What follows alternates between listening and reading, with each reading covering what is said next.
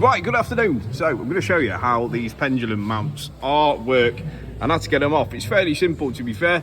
The reason I'm doing this video is I've had a couple of comments wanting me to show you how to do it. Now, they're not all exactly the same, so don't take this as a given, but this is the general gist of them. They're actually really easy to do. So obviously you need the under tray off because that covers them, and you've got a bolt here onto the gearbox.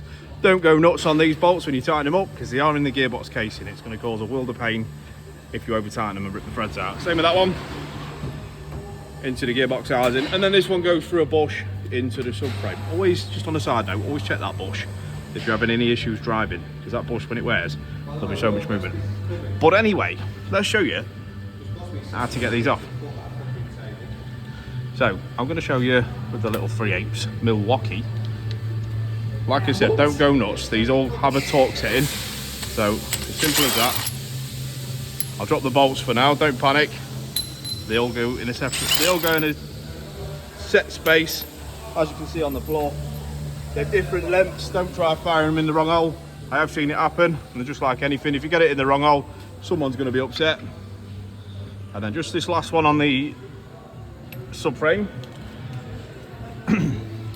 Again, that one just winds straight out. Again, I have loosened them for the purpose of this video.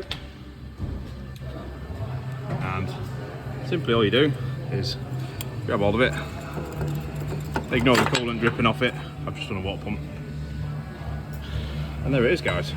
Simple as that. So the little bush is in the middle there. Again, like I say, they're not all the same, so it's not a given, but this is the general idea of what a dog bone mount, torsion mount, pendulum mount, they're called a lot of things, but that's pretty much it.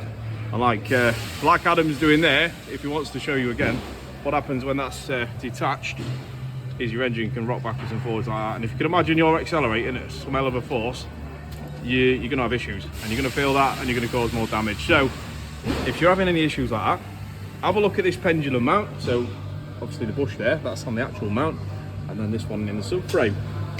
That being said, guys, thank you very much for the suggestions. I love the suggestions, I love the comments. Helps me create the content that helps you guys out there. So that being said, until the next one, guys, have a good one.